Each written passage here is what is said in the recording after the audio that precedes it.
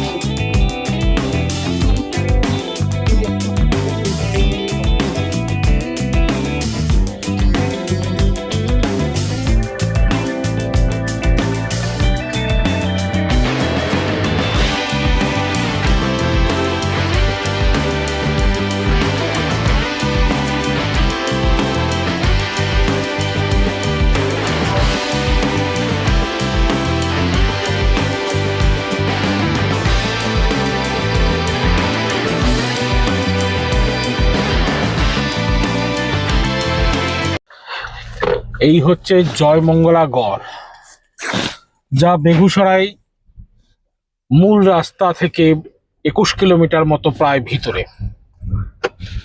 এই জায়গা আগে সম্পূর্ণ জঙ্গল এবং জলাশয়ে পরিবেষ্টিত ছিল, যার মধ্যে এখন যে লেকটি রয়েছে, যা কাওয়ারা ঝিল বলে পরিচিত, যা এশিয়ার মধ্যে একটি দীর্ঘতম লেক এবং 33 নম্বর র্যাঙ্ক করে রয়েছে জিওগ্রাফিক্যাল সার্ভে থেকে, যা আমি জানতে পেরেছি। এই জয়মঙ্গল গড়ের ইতিহাস এবং তন্ত্র সাধন ক্ষেত্র এবং উগ্র তন্ত্রের এবং মাতাদির এক মহিমা জড়িত রয়েছে এখানে। কথিত আছে যে এখানে যখন মাতাকে অসুর নিজের করে পেতে চেয়েছিল, তখন এখানে মাতা নিজে এক রাতের মধ্যে তাকে একটি মন্দির করতে বলেছিল। কিন্তু সেই মাতা যে এখানে ছিল, সে একটি হচ্ছে, তার নাম ছিল হচ্ছে মংলি। এই মংলি কৃষকের মেয়ে ছিল, কিন্তু সম্পূর্ণ দেবী স্বরূপা। এই মংলি যখন বাবার ভাত নিয়ে খেতে যাবার জন্য মা তাকে দিয়ে দিত, কিন্তু কোনো মতেই তার বাবার কাছে সে খাবার নিয়ে দুপুরবেলা পৌঁছাতো না এবং অন্য জায়গায় ক্রিয়ারত থাকতো।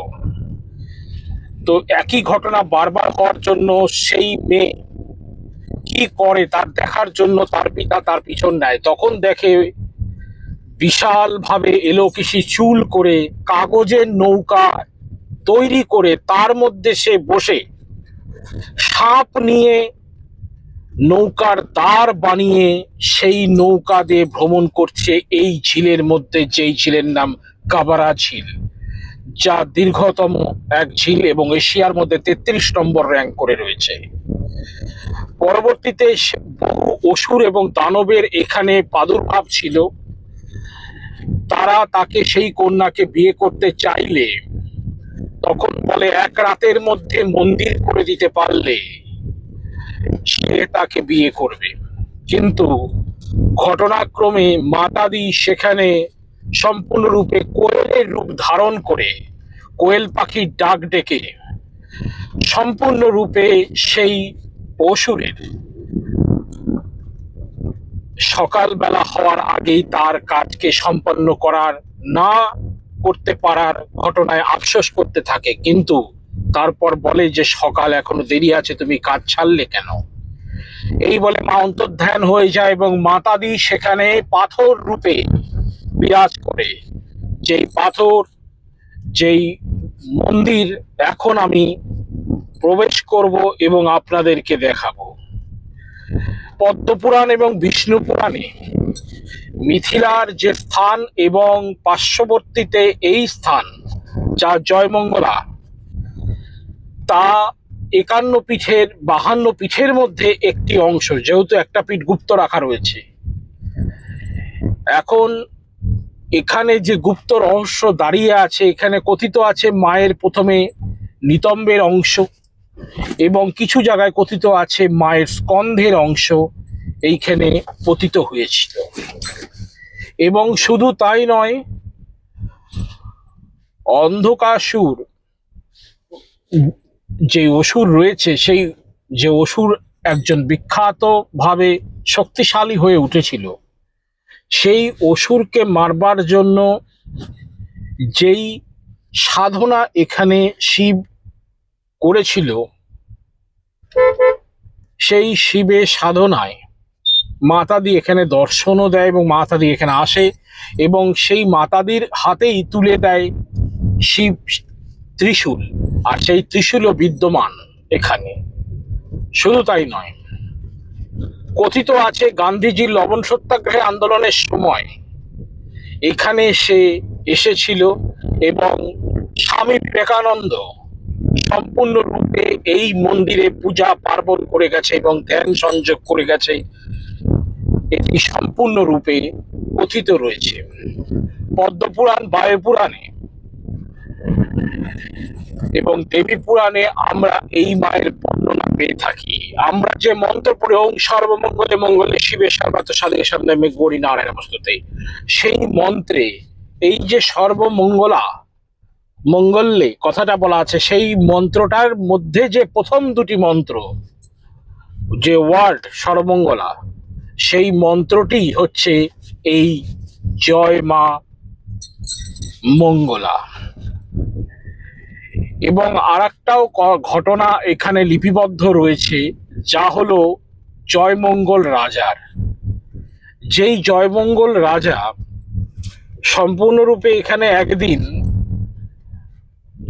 যুদ্ধ শেষে এখান দিয়ে ভ্রমণ করছিল, যেহেতু চারিদিকে এটি জঙ্গল ছিল, হঠাৎ করে তিনি এখানে, আমরা মন্দিরে এসে গেছি বলে নিচ্ছি আমি গল্পটা, তিনি এখানে এসে একটা স্থান দেখে দাঁড়িয়ে পড়ে এবং তখন একটি মেয়ে প্রদীপ নিয়ে তার সামনে আসে এবং সেই প্রদীপের মধ্যে রাজা দেখে বলে তুমি কে, এবং রাজার প্রচন্ড খিদা পায় এবং তখন এই ঘোর জঙ্গলের মধ্যে 56 আকারের ভোগ দিয়ে সেই মেয়েটি, বাচ্চা মেয়েটি, তাকে রাজাকে ভোগ দেয়। রাজা তখন প্রথমে তো একটু অবাক হয়ে যায়, তারপরে রাজাকে দর্শন দেয় মাতা দিয়ে এখানে। তারপর থেকে এখানে মন্দিরের বিভিন্ন অংশ প্রাদুর্ভাব হয়ে রয়েছে এবং নানাবিধ ঘটনা লিপিবদ্ধ রয়েছে। আমরা মন্দিরে চলে এসেছি, এবার আমি এক একটি জায়গা আপনাদেরকে দেখাবো। জয় মা। রেডি, আমরা মন্দির প্রাঙ্গণে চলে এসেছি। জয় মঙ্গলা।